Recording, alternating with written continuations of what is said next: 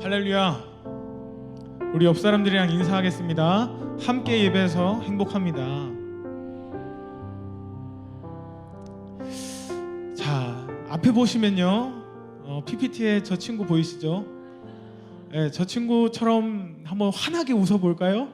저렇게 웃고, 자, 저 미소로 다시 한 번 더 인사하겠습니다. 함께 예배해서 행복합니다.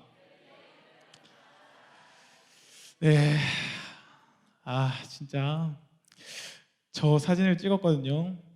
다 멋있게 찍었어요. 이렇게 사진 찍으시는 분께서 이렇게 자세도 멋있게 이렇게 찍으라고 다들, 저 빼고는 다들 이렇게 넥타이 탁 잡고 멋있게 포즈 잡으라고 하는데 저한테 자꾸 웃으라는 거예요. 더 크게 웃으시라고 해가지고. 네, 근데 우리가 오늘 이 말씀을 통해서, 네, 감사합니다. 말씀을 통해서 우리 삶 속에 우리 영적인 웃음이 끊이지 않는 우리 모든 소망교회 성도님들 되시기를 간절히 소망합니다. 자, 이렇게 환하게 웃었는데 제목을 보시면요, 믿음의 행군을 점검하라. 당황스러우시죠? 어떻게 다가오시나요? 우리가 믿음의 행군을 지금 한 절반 정도 이렇게 달려오고 있는데, 하나님은 우리에게 우리의 걸음을 점검하라고 하십니다. 세상은요, 빨리 가는 게 능사라고 가르치죠. 그래서 우리가 아는 속담 중에서도 뭐로 가도 서울만 가면 된다, 이런 말이 있습니다. 이것은요, 세상의 가치관을 너무나 잘 표현한 속담인 것 같습니다. 하지만 성경은 우리에게 뭐라고 가르칩니까? 성경은 우리에게 빨리 가는 게 능사가 아니라고 가르칩니다. 그렇다면 성경이 가르치는 바는 우리는 빨리 가는 게 중요한 것이 아니라 속도를 조금 늦추더라도 바르게 가는 게 중요하다고 가르치고 있는 거예요.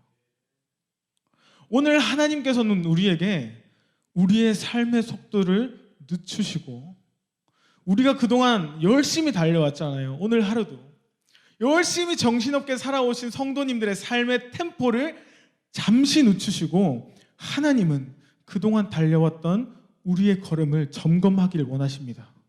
오늘 이 말씀 너무 중요한 말씀이거든요. 이 말씀 들으시고 여러분의 걸음이 과연 하나님이 기뻐하시는 걸음이 되고 있는지, 이것들을 점검하시는 오늘 하루 되시길 바랍니다. 오늘 성도님들께 한 사람을 소개하려고 합니다. 그 사람의 이름은 아간이에요. 여러분, 여기 아간 모르시는 사람 있나요? 모르면 간첩입니다. 그 여호수아의 정복 전쟁에서 아간을 모르는 사람은 없을 거예요. 아간이 하나님 앞에 죄를 범했죠. 그 죄가 가벼운 죄였나요? 결코 그렇지 않았습니다. 그 죄로 인해서 하나님은 진노하셨습니다. 그리고요, 그 죄를 지었던 아간은 율법에 따라 죽음을 피할 수 없었던 아주 무거운 죄였습니다. 무슨 죄였을까요? 조용히. 네, 하나님의 것을 훔친 죄였습니다. 다들 아시죠? 여리고성 전투를 마치고 남은 전리품들이 있습니다. 하나님은 명령하시기를 이 모든 전리품을 하나님께 바치라고 말씀하셨어요. 그런데 이 아간은 그 하나님의 명령을 지켰을까요? 지키지 않았을까요? 지키지 않았습니다. 그리고 그 전리품의 일부를 쓱 해서 자기 텐트 안에다가 감춰 놓은 거예요. 여호수아서 7장 1절을 함께 합독하시겠습니다. 시작. 온전히 바친 물건으로 말미암아 범죄하였으니 이는 유다 지파 세라의 증손 삽디의 손자 갈미의 아들 아간이 온전히 바친 물건을 가졌음이라. 여호와께서 이스라엘 자손들에게 진노하시니라. 아멘. 요즘 말 중에요, 극대노라는 말 있습니다. 색깔도 아주 강렬하죠. 여러분, 극대노는요, 맞아요, 대노보다 더 극도로 대노라고 하는, 극도로 화가 난 상태를 말하는 신조어예요. 알고 계셨나요? 네, 근데요, 하나님은 지금 아간의 범죄로 인해서 극대노하고 계십니다. 그래서요, 그 아간은 율법에 따라 돌로 쳐서 죽게 됩니다. 저는 요 말씀을 준비하면서요, 하나님 앞에 기도하길, 하나님이 이해가 안 되는 거예요. 하나님, 이게 죽이기까지 할 죄입니까? 너무 이해가 안 돼서 제가 이 자리에서 기도하면서 하나님께 물었던 거는, 하나님, 아간이 많이 잘못했나요? 우리가 월요일에 야곱에 대해서 배웠는데 오히려 잘못은 야곱이 더 큰 것 같아요. 왜? 하나님의 축복권, 그 장자권을 어떻게 해서 빼앗았습니까? 말이 뭐 팥죽으로 이렇게 했지만 결국에는 사기쳐서 빼앗은 거잖아요. 사기쳐서 빼앗고 그거 가지고 도망간 야곱은 살려두시고 이스라엘 백성으로 축복하셨으면서 왜 아간은 죽이셨습니까? 이해가 안 되는 거예요. 그래서 하나님 앞에 기도하면서 물어봤습니다. 이 아간의 사건이요, 한 사람의 죽음으로 치기에는 너무 큰 사건인 게요, 초를 친 사건이에요. 잘 가고 있는데 우리는 초를 쳤다 이렇게 쓰잖아요. 여호수아를 통해서 요단강을 너무 잘 건넜습니다. 기적적으로. 그리고 건너오자마자 하나님 앞에서 할례를 행합니다. 하나님께서 보시기엔 너무 좋은 모습으로 잘 가고 있었죠. 그리고 하나님은 그들이 마주한 여리고성, 여러분 여리고성 아시죠? 난공불락의 성이잖아요.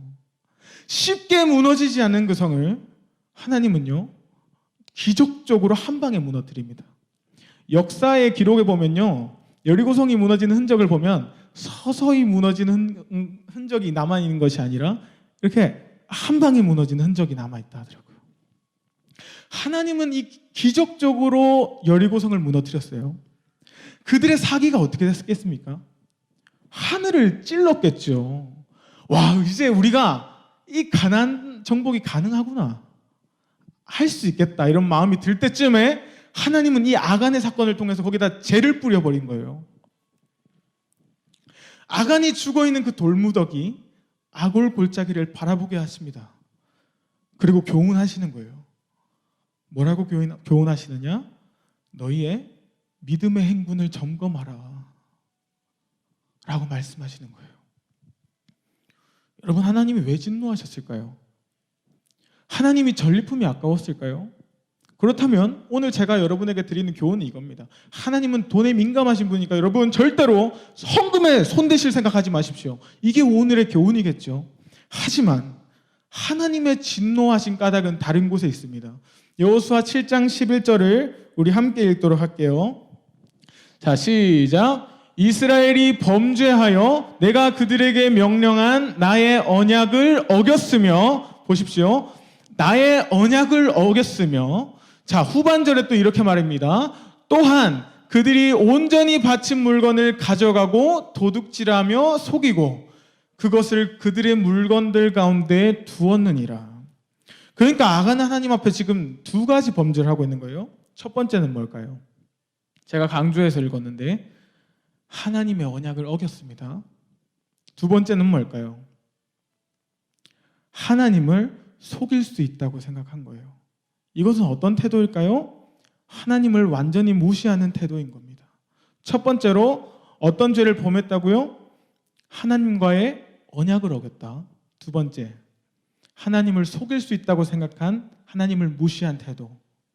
하나님이 이 두 가지 때문에 지금 진노하고 계신 거예요. 이거를요, 여러분 이해하기 쉽게 부모와 자식 관계로 이렇게 풀어봤습니다. 저의 이야기인데요, 제가 어렸을 때 부모님 돈을 훔쳤습니다. 아주 어렸을 때예요. 그러니까 이해해 주시고요. 그 어린아이가 100원이 아니라 500원을 훔치려고 하니 얼마나 살 떨렸겠습니까? 500원이니까. 근데요, 거짓말을 잘 하지 못하는 저로서는요, 이 엄마한테 500원을 훔친다는 것은 이건 불가능한 일이었어요. 왜냐? 저는 거짓말하면 얼굴에 다 티가 나거든요. 아니나 다를까 엄마한테 들킨 거예요. 뭐 이렇게 뭐 쓱 하다가 들킨 것도 아니고 엄마는 제 표정만으로도 너 뭐 했어? 묻더라고요. 그래가지고 엄마가 저를 그때 엄청 크게 혼낸 적이 있습니다. 저희 엄마가요, 이 설교를 유튜브를 통해서 무조건 들으실 거거든요. 엄마는 기억이 안 나실지 모르겠어요. 그런데요, 여러분, 가해자는 기억을 못해도 피해자는 마음에 남습니다. 엄마 미안해요. 근데요, 아직도 저는 그 엄마의 표정이 선명하게 기억이 남는 게, 저는 지금도 저희 엄마를 부를 때 엄마는 진짜 천사 같다고 얘기해요. 정말로. 정말입니다. 저희 엄마는 정말 천사 같은 성품을 지니신 것 같아요. 근데 그때는 아니었습니다. 그때는 와, 이렇게 나를 혼낸다고? 이 정도로 엄청 혼내시는 거예요. 왜 혼냈죠, 저를? 도둑질 했는데, 그렇죠. 도둑질을 했는데 500원이 아까워서 혼냈을까요? 설마요. 여기 어머니들은 뭔가 다 아신다는 듯이 쳐다보고 계신데요. 그게 아닙니다. 500원을 훔침으로써 저와 어머니와의 관계는 문제가 생기는 거예요. 저희 엄마는 자주 저한테 이렇게 얘기해요. 엄마는 아들이 엄마한테 거짓말하지 않았으면 좋겠어. 너무 많이 들었습니다. 근데요, 이거는요, 엄마와 나와의 관계를 위해서 꼭 지켜야 하는 약속이에요. 근데 금액이 어떻든 간에 500원이든 1000원이든 만원이든 상관없이 500원을 훔친다는 것은 결국엔 엄마와 나와의 관계를 깨트리는 행동이에요. 아, 엄마를 속일 수 있구나. 엄마한테 500원 정도는 훔칠 수 있는 거구나라고 내 마음속에 생각이 들 때 엄마와 저와의 관계는 어긋나기 시작하는 겁니다. 하나님이 화가 나신 이유는 저희 어머니의 마음과 비슷할 것 같아요.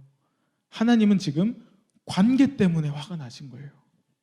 아버지와 아들의 관계, 하나님과 이스라엘 백성 간의 관계 때문에 지금 하나님은 화가 나신 거예요. 오늘 본문인 신명기로 넘어가서 하나님의 마음을 좀 알아봤으면 좋겠습니다. 함께 읽겠습니다. 1절부터 2절입니다. 시작.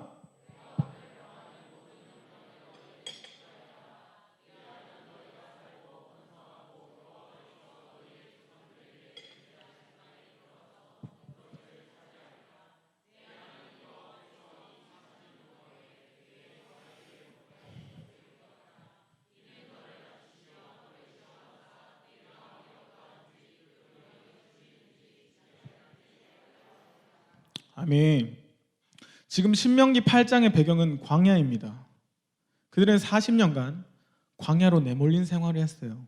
왜 광야로 갔을까요? 거기 뭐 놀러 갔을까요? 그게 아닙니다. 지금 이스라엘 백성은 징계를 받고 있는 거예요. 징계는 뭔가 잘못했을 때 받는 게 징계죠. 왜 징계를 받고 있을까요? 이런 생각을 했습니다. 하나님은 가나안 정복이 빨리 되길 원하시는데 이들이 너무 꼼지럭거리는 거예요. 이들의 태도가 너무 태만했기 때문일까요? 그렇지 않습니다. 오히려 이스라엘 백성들은요, 서둘러서 가나안 땅에 들어가길 원했지 그들이 가나안에 대한 마음이 없었기 때문이 아니에요. 그들이 불만을 가지게 된 것도 대부분 이런 겁니다. 나는 빨리 가나안에 들어가서 내가 누려야 될 것들이 너무 많은데 내가 지금 이 광야에서 뭐 하고 있는 거지? 내가 가나안 땅에 들어가서 내가 누릴 수 있는 맛있는 음식들, 그런 것들이 있는데 왜 내가 지금 이 맛대가리도 없는 만나와 메추라기를 내가 먹고 있어야 되지? 그러니까 문제에 봉착할 때마다 원망이 되는 거예요. 그러니까 모세와 하나님을 자꾸 원망하고 불평불만하는 겁니다. 그들은 이거 새겨들으십시오. 그들은 가나안에 대한 마음이 없었던 게 아닙니다. 그들은 어서 빨리 가나안 땅에 들어가고 싶었던 거예요. 그런데 하나님은 그들에게 그렇다면 왜 징계를 내리셨을까요? 본문 2절을 보게 되면 이렇게 말합니다. 이는 너를 낮추시며 너를 시험하사 내 마음이 어떠한지 그 명령을 지키는지 지키지 않는지 알려 하심이라. 여러분, 여기서 알려 하심이라라는 부분을 세번역 성경으로 보면 이것입니다. 당신들의 마음속을 좀 알아보고자 한다, 이거예요. 하나님이 지금 이스라엘 백성의 마음속에 무슨 생각이 있고 마음의 상태가 어떤지 그것을 점검하기 위해서 지금 징계를 내리시고 있는 겁니다. 말씀을 보게 되면 무엇을 알아보고 싶으셨을까요? 내 마음이 어떠한지, 명령을 지키는지 지키지 않는지, 하나님 이걸 알아보고 싶으신 거예요. 명령을 지킨다는 건 무슨 의미일까요? 요한복음 14장 21절에 이렇게 말합니다. 나의 계명을 지키는 자라야 나를 사랑하는 자니. 다시 말씀드릴게요. 나의 계명을 지키는 자라야 나를 사랑하는 자니.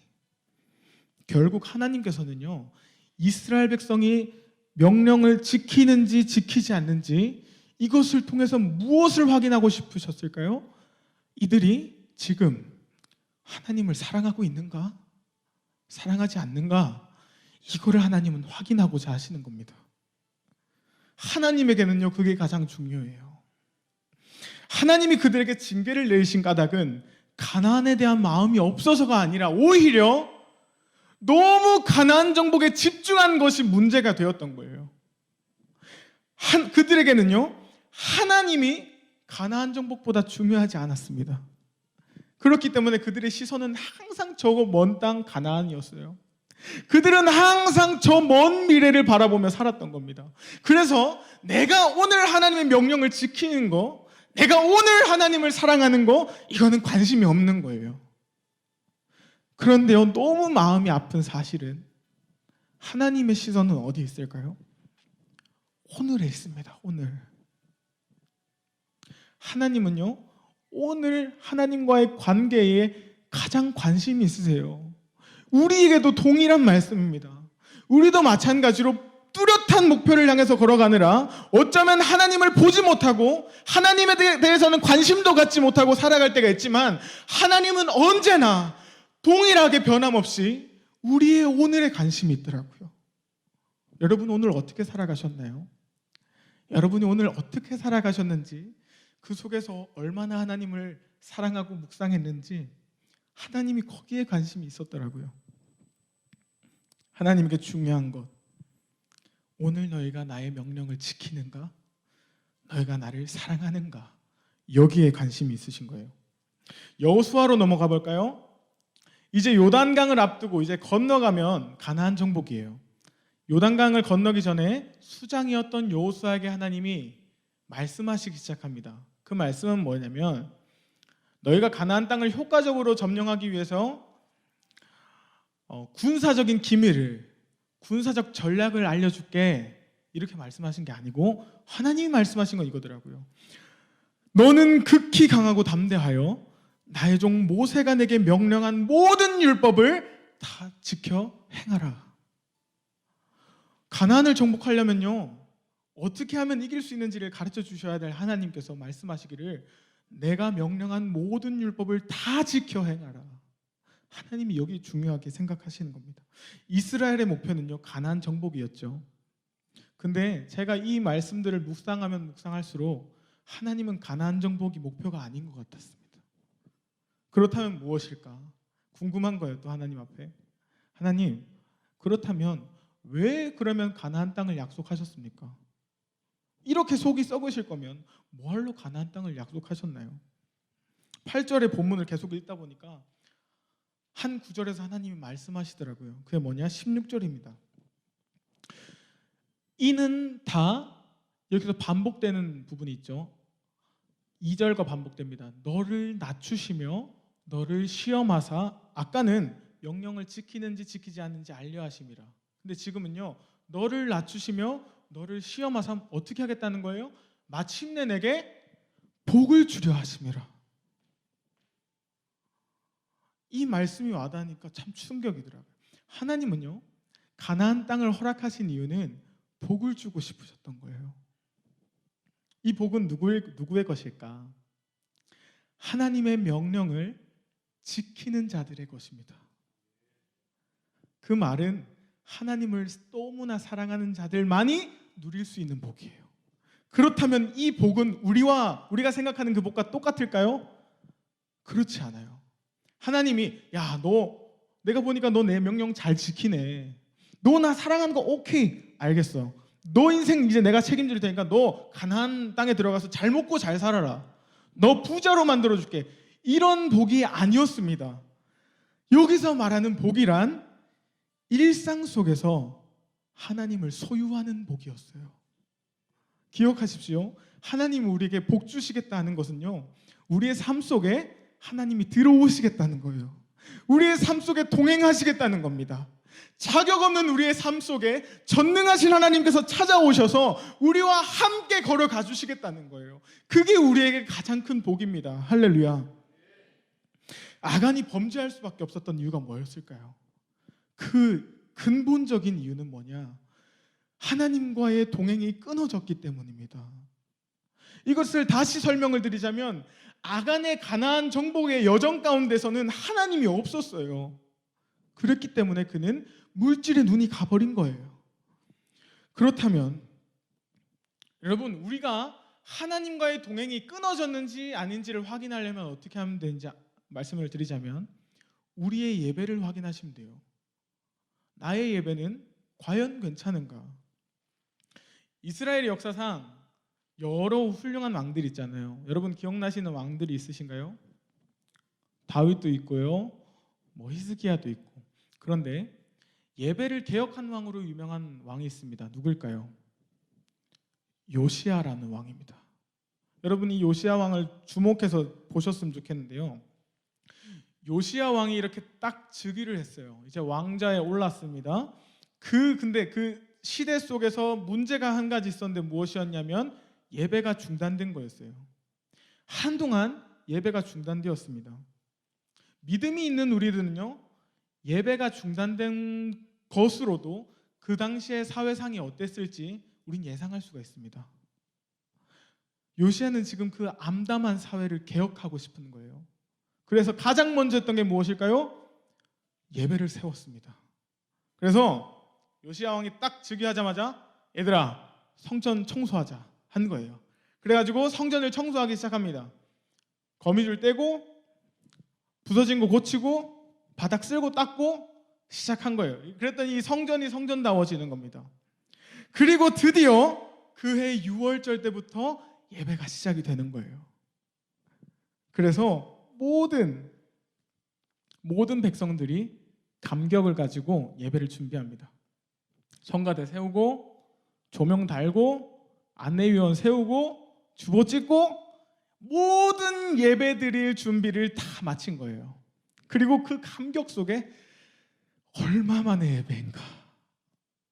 우리에게 얼마만의 예배일까? 이런 감격에 너무 기뻐서 성전으로 향하는 거예요. 이제 예배드리러 가는 겁니다. 여러분 우리가 코로나로 인해서 이 감정을 아실 거예요. 이게 얼마만의 예배인가? 그래서 좀 공감이 되시리라 믿습니다. 그래서 모두가 그 감격 속에 이렇게 걸어가고 있는데 저 멀리서는 하나님의 성전이 보여요. 그런데 그 문 앞에 한 사람이 너무나 비참한 얼굴을 하고 슬픈 얼굴로 서 있는 겁니다.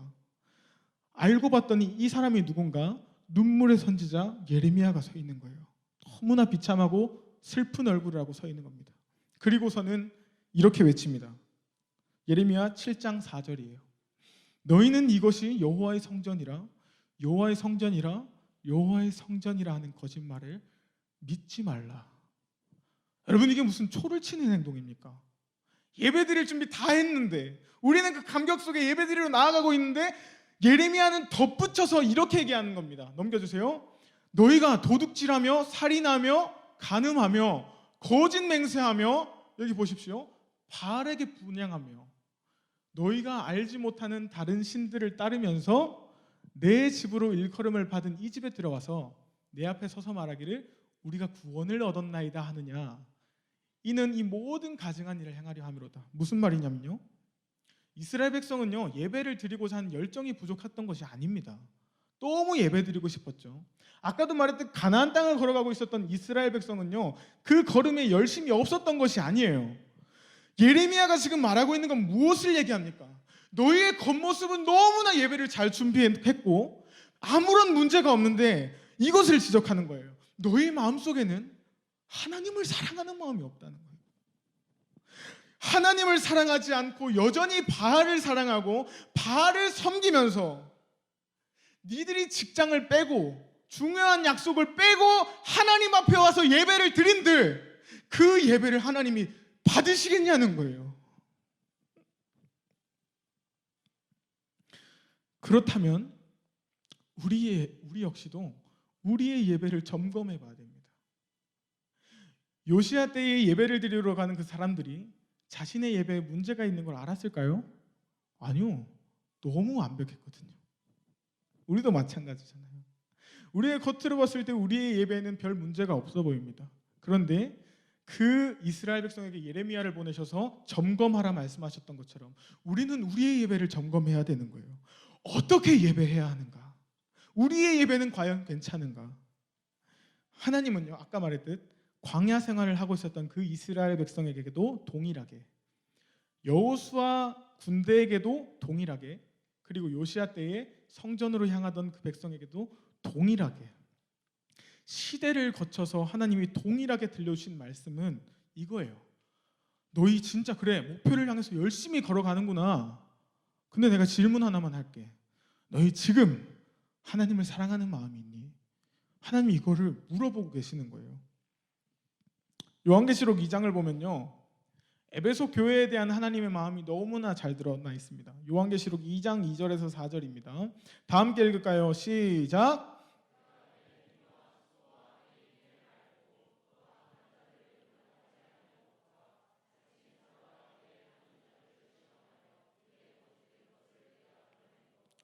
또 내게 참고 내 이름을 위하여 견디고 게으르지 아니한 것을 아노라. 여기서 보십시오.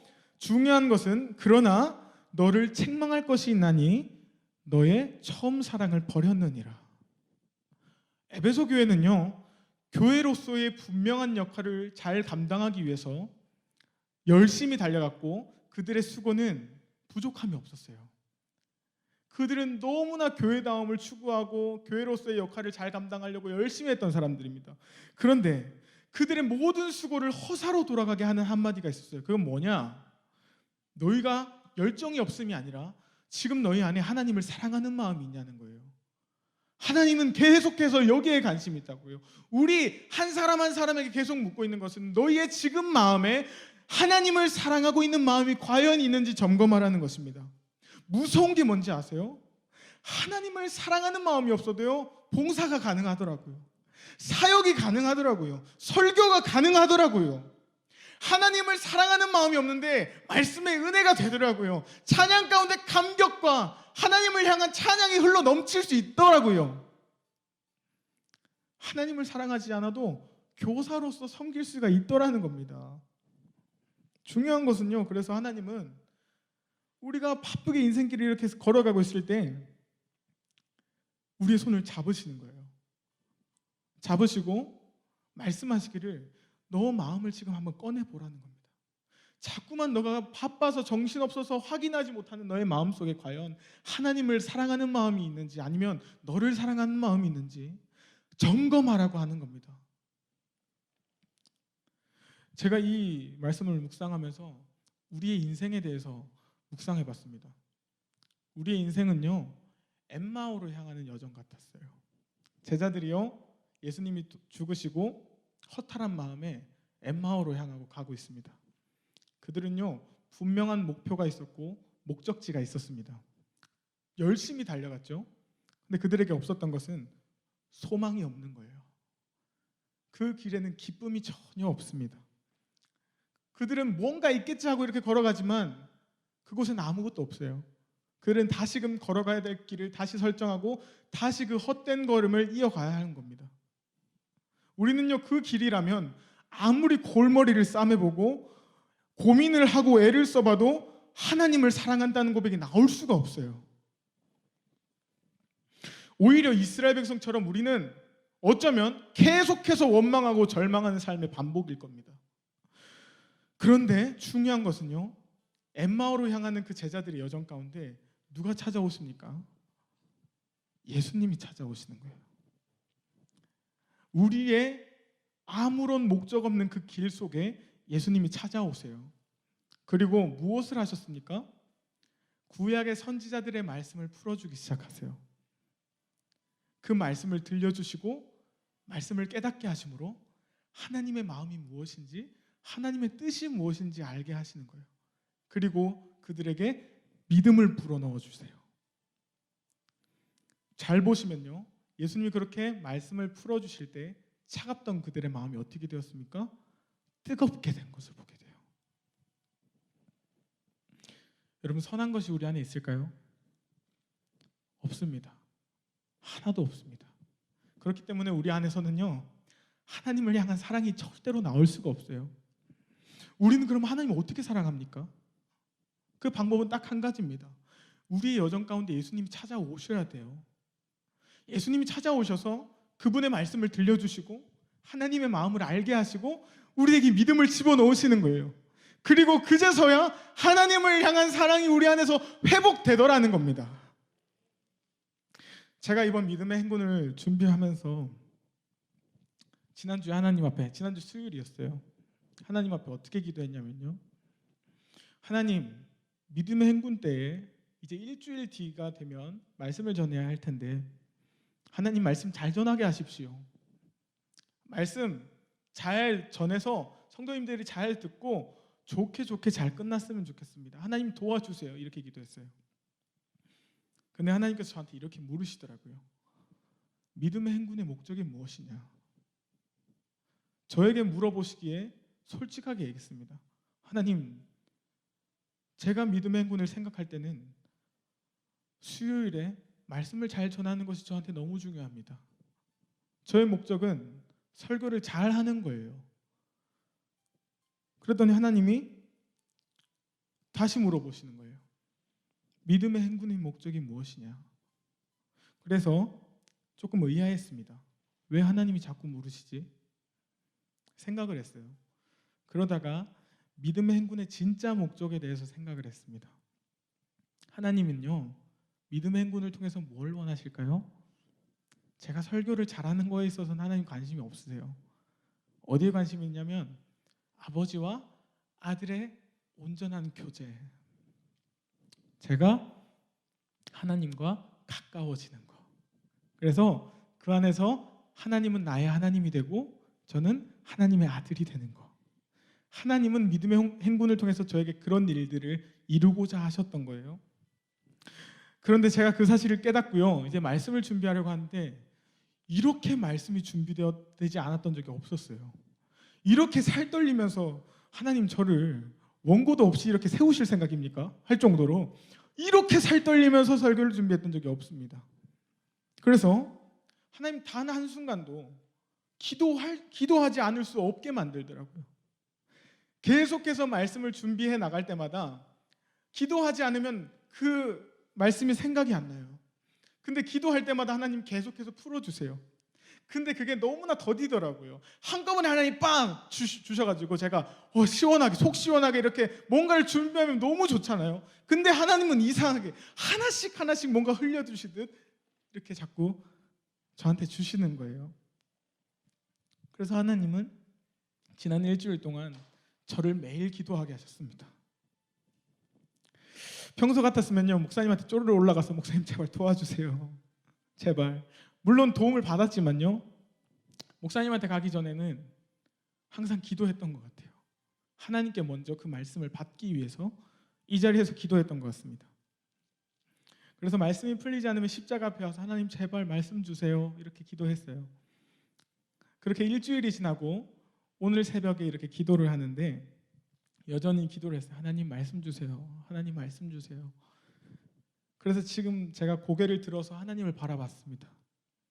근데 깜짝 놀랐던 것은 하나님이 나에게 너무 가까이 다가와 계신 거예요. 지난 일주일 동안 하나님은 저로 기도하게 하심으로 인해서 저에게 점점 다가와 계시더라고요. 그동안 하나님과 저와의 사이에는 간격이 있었습니다. 큰 간격이 있었고 어느새 그 간격이 허물어져 버린 거예요. 그리고서는 그 크신 하나님, 나는 지금 정신없이 내 갈 길을 가고 있는데 그 하나님이 어느새 내 하나님이 되어 있더라고요. 그래서 하나님은 매번 기도할 때마다 말씀을 풀어주셨는데 하나님, 그렇게 제가 하나님 앞에 나아가서 기도하게 하심으로 그동안 멀어졌던 아버지와 아들의 교제를 회복시키고 있더라고요. 오늘 새벽에 기도하면서 기쁜 마음으로 계속 불렀습니다. 나의 하나님, 나의 하나님, 나의 주님. 이게 너무 좋은 거예요. 너무 좋아서 계속 부르는데 눈물이 멈추질 않더라고요. 그리고 하나님은 저에게 믿음을 불어넣어 주셨는데 한 가지 깨달아지는 것이 있더라고요. 이거는요, 믿음의 행동과 전혀 상관없는 거였습니다. 내 기도 제목과 전혀 상관없는 거였어요. 내가 지금 자격 없는 내가 십자가의 은혜로 구속을 받고 하나님의 편에 서서 설교할 수 있는 설교자로 하나님이 세우셨다는 걸 깨닫게 되는 겁니다. 예전엔 내가 하나님과 원수였는데 이제는 하나님의 편에 서서 하나님의 일을 할 수 있는 자로 하나님이 세우셨다는 그 은혜가 이제 체험이 되는 거예요. 십자가로 이 추한 죄인을 살리셨구나. 이것으로 내가 충분히 만족할 수 있구나. 이것을 깨닫게 되었습니다. 하나님은요, 그동안 계속 저를 기도하게 하셨습니다. 그것은요, 하나님을 위해서가 아니었어요. 나를 위해서.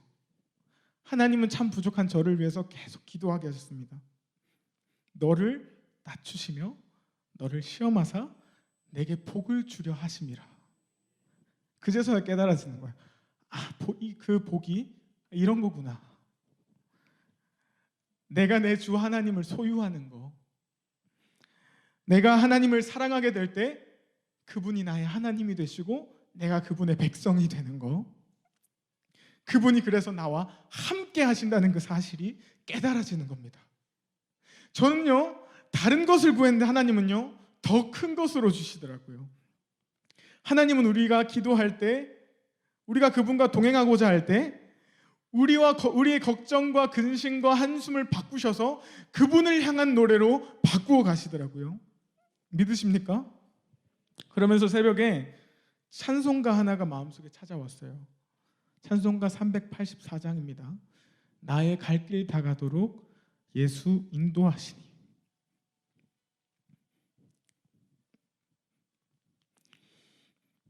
내 주 안에 있는 긍휼 어찌 의심하리요. 믿음으로 사는 자는 하늘 위로 받겠네. 무슨 일을 만나든지 만사형통하리라. 하나님은요, 우리의 평생의 여정길에 찾아오세요. 그리고 손을 잡으시는 겁니다. 우리는요, 한 게 아무것도 없어요. 바쁘게 우리 욕심대로 가나안 땅을 향해서 갔거든요. 우리의 욕심대로 우리 마음대로 예배드리려고 이렇게 향하는 그 손을 탁 잡으시고 말씀하시기를, 나의 사랑, 나의 어여쁜 자야, 일어나 함께 가자 말씀하시는 겁니다. 우리의 관심은 늘 먼 미래에 있었어요. 근데 하나님은 우리의 오늘에 관심이 있으시더라고요. 우리가 오늘 우리의 일상 속에, 아주 작은 우리의 삶 속에 우리가 얼마나 하나님을 사랑하며 살았는지, 내가 아침에 일어날 때, 밥을 먹을 때, 그리고 직장에서 살아갈 때 내가 얼마나 하나님의 명령을 지키며 하나님을 사랑하고 그 명령에 내가 기뻐하며 순종했는지, 하나님의 관심은 그거에 있더라고요. 우리 스스로는요, 우리의 힘으로는 하나님의 법을 순종하려 하지 않습니다. 우리 늘 그 주일 예배마다 우리가 외우는 것이 있어요. 로마서 8장 7절입니다. 육신의 생각은 하나님과 원수가 되나니 이는 하나님의 법에 굴복하지 아니할 뿐 아니라 할 수도 없습니다. 우리의 육신은요, 절대로 하나님을 생각할 수가 없습니다. 하나님이 요구하신 대로 우리가 살려고 하는 것을 떠나서 그 하나님의 요구에 반항합니다. 그게 우리의 육신이에요. 우리는 하나님 없이 그렇게 살아갈 수밖에 없는 존재들입니다. 그런데요, 그런 우리의 여정 속에, 하마터면 큰일 날 뻔한 우리의 여정 속에 예수님이 찾아오시는 거예요. 찾아오셔서 그분의 마음을 알게 하시고 믿음을 불어넣으시고 우리에게 사랑을 불어넣어 주시더라는 겁니다. 그렇게 될 때에 우리의 삶은 더 이상 목적 없이 살아가는 방랑자의 인생이 아니라 주님과 함께 걸어가는 여행길이 되는 거예요.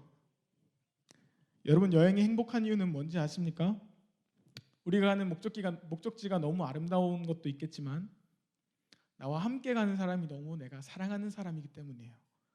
내가 아무리 좋은 데를 간다고 해도 내가 싫어하는 회사 부장님이라 간다고 하면 그게 얼마나 지옥이겠습니까? 그런데요, 내가 너무 사랑하는 하나님, 내 아버지 되시고 내 왕이 되시고 나를 너무 사랑하시는 그분과 어디를 가든지 여행인 거예요. 그곳이 비록 좁은 길이라 할지라도 주님이 나와 함께 하시면 그 길은 더 이상 나에게 힘든 길이 아니라 여행길이라는 것입니다. 이 시간 함께 기도하고 찬양하고 싶은 것이 있는데요. 나의 기도하는 것보다 라는 찬양으로 우리가 함께 찬양할 것입니다. 여러분, 이 고백을 좀 믿으시길 바랍니다. 나의 기도하는 것보다 더욱 응답하신 하나님 믿으십니까? 내가 생각하는 것보다 더욱 이루시는 하나님. 하나님은요, 우리의 관계가 회복될 때, 우리가 구하는 세상 것들을 구할 때 하나님은 우리가 구하는 것들보다 더 크신 것으로, 더 좋은 것으로 우리에게 응답하시는 하나님이십니다. 믿으십니까? 그렇기 때문에 여러분에게 도전하는 것은 여러분의 무릎이 하나님 앞에서는 좀 가벼웠으면 좋겠습니다. 쉬지 않고 기도의 자리로 나오시기 바랍니다. 하나님이 저에게 일주일간 다루셨던 것처럼, 하나님이 기도하게 만드셨던 것처럼 그 속에서 하나님이 회복하시고자 하는 하나님과 나와의 관계를 회복하시는 우리 성도님들 되시길 바랍니다.